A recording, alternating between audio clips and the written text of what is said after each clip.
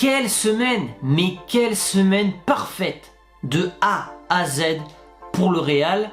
Je vous rappelle, la semaine dernière, Zidane était quasiment condamné à mort, comme on dit. Il devait se taper Séville, Gladbach et donc l'Atlético aujourd'hui. Résultat, 3 victoires, 0 but encaissé. Semaine de rêve, peut-être la semaine qui va lancer la saison du Real. On en parle.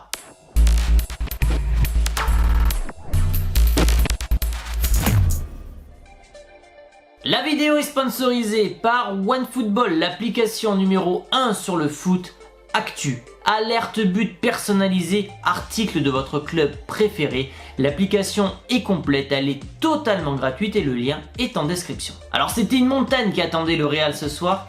L'Atlético, c'était quand même 26 matchs sans défaite en Liga, c'est monstrueux. C'était 8 clean sheets sur les 9 derniers matchs et un seul malheureux derby remporté par le Real à domicile sur les 7 derniers. Ce qui fait qu'aujourd'hui, avec cette victoire, ces 2 derbys consécutifs gagnés à la maison, c'est important pour les supporters et surtout comptablement ce soir pour le Real. Puisque en effet, je vais vous mettre le classement en image, le Real revient virtuellement à 3 points de l'Atlético, qui aura un match en moins, je crois que c'est contre la Sociedad, pas facile.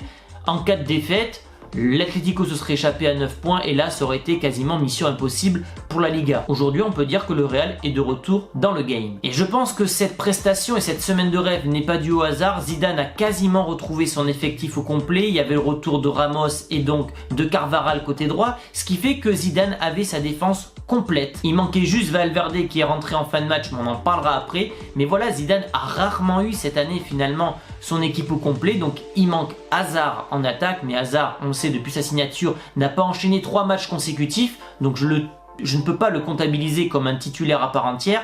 Mais voilà, à part ça, gardien, défense, milieu, attaque, c'était l'équipe titulaire. Et alors, le Real qui a commencé cette rencontre tambour battant, un énorme pressing dès le coup d'envoi, ce qui montre déjà des envies, mais surtout une condition physique, puisque cette agressivité a duré pendant tout le match, une condition physique retrouvée par les joueurs merengues, et on l'a vu cette semaine, ça s'est vu contre Gladbach, ça s'est vu contre Séville. Quand le Real est bon physiquement, ils arrivent à tenir la longueur, c'est-à-dire à être bons sur demi-temps, chose qu'ils ne faisaient absolument pas depuis le début de saison. Le Real qui tape du coup le poteau par Benzema à la 9e minute, 4 poteaux en 2 rencontres, après les 5 pénaltys en 3 matchs.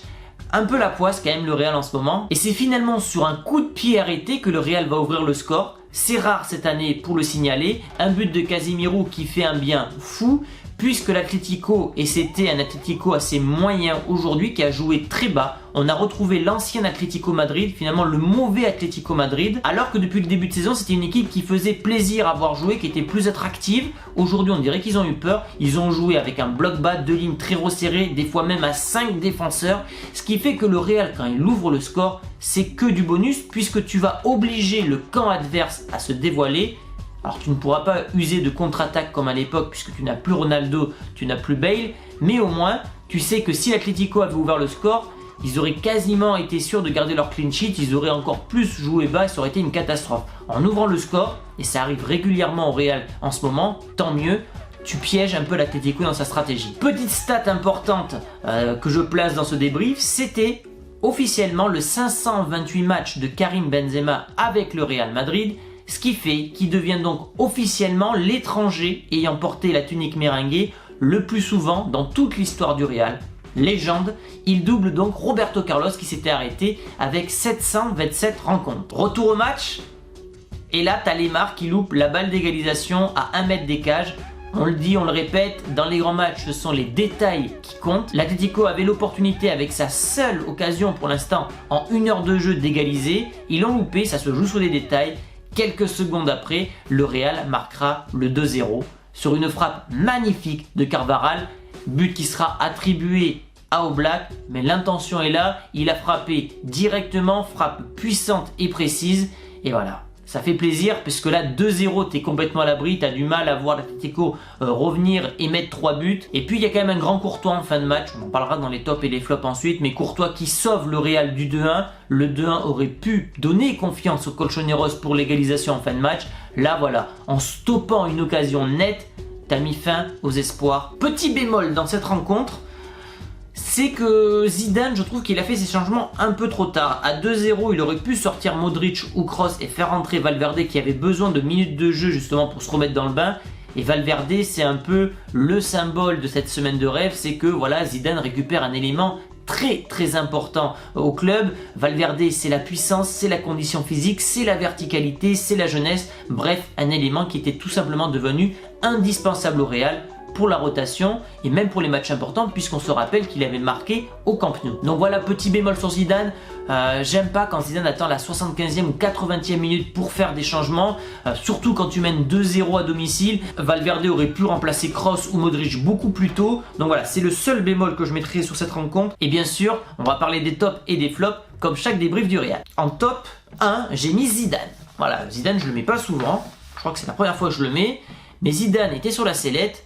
Il était sur un siège éjectable à Séville, il s'impose à Séville, il s'impose contre Gladbach, il finit premier du groupe, ce qui fait qu'en Ligue des Champions, tu as quand même un avantage important. Et surtout, tu gagnes le derby qui est très compliqué à gagner en encaissant aucun but. Donc semaine de rêve qui va justement conforter Zidane dans son poste, donner confiance à l'entraîneur mais aussi au groupe. Donc voilà, je voulais soutenir Zidane parce que voilà, il avait beaucoup de pression en ce moment et il s'en est très bien sorti. J'ai mis Toni Kroos. Parce que d'habitude je mets Modric, mais Kroos je l'ai trouvé d'une précision aujourd'hui. Il a donné le rythme en première mi-temps. Voilà, passe courte, passe longue, dribble, il a tout réussi. Il a même provoqué ce qui aurait pu être une occasion de but, mais Ramos a loupé le coup franc. Voilà, moi je l'ai trouvé très bon, Toni Kroos. Et enfin j'ai mis Courtois. Alors Courtois, c'est vrai qu'on l'a pas beaucoup vu dans ce match, mais au final c'est le gars qui a 1 ou 2 arrêts à faire dans une rencontre et il est là. Et pour un gardien, c'est plus difficile d'être bon en faisant un seul arrêt dans une rencontre que d'en faire 15, puisqu'il faut rester concentré de la première à la 90e minute. Et quand tu n'as aucun arrêt à faire pendant, on va dire, quasiment la totalité du match, pour moi c'est très compliqué de rester concentré et de rester précis. Donc voilà, j'ai mis Courtois. Et dans les flops, j'en ai mis qu'un. C'est le joueur que j'ai trouvé légèrement en dessous des autres, c'était Vinicius. Voilà, j'ai trouvé Vinicius, même s'il a fait un travail défensif sans ballon extraordinaire. Alors oui, on attend ça de lui, mais on attend aussi son travail avec le ballon, des dribbles, de la percussion, des frappes et des buts. Et là, malheureusement, aujourd'hui, dans le secteur offensif, il a été inexistant. Alors, je ne suis pas sévère avec lui aujourd'hui, puisque comme je vous l'ai dit, il a abattu un travail défensif extraordinaire. Mais voilà, quand tu es attaquant du Real, on attend quand même un peu plus de toi. Donc voilà, c'est le seul flop que j'ai trouvé aujourd'hui. J'ai trouvé Varane très bon encore une fois, dans la lignée de son match mercredi contre Gladbach. Comme quoi, quand il est avec Ramos, il retrouve un super niveau. Après voilà, même les latéraux ont été très bons. J'ai trouvé vraiment que Vinicius en dessous. Toute l'équipe a été très bonne aujourd'hui. Et c'est parfait. Alors, je ne connais pas le calendrier des prochains matchs du Real. J'imagine qu'il sera plus facile que Séville Atlético. C'est dans ces matchs-là que le Real va devoir être bon. On le voit depuis le début de saison, Séville, Barcelone, Atlético, Inter 2 fois. C'est que des victoires dans les grands matchs, le Real, mais c'est surtout des défaites contre les petites équipes. Donc c'est sur ça que le Real va devoir travailler maintenant, la régularité et le sérieux contre les petites équipes. Voilà les amis pour ce débrief du Real pour cette semaine de rêve. Je suis content, mon week-end est réussi. Je suis content pour Zidane, content que le club puisse à nouveau croire en la Liga. Donc donnez-moi votre top de ce match et je vous dis à très vite les amis pour de nouvelles vidéos. Ciao!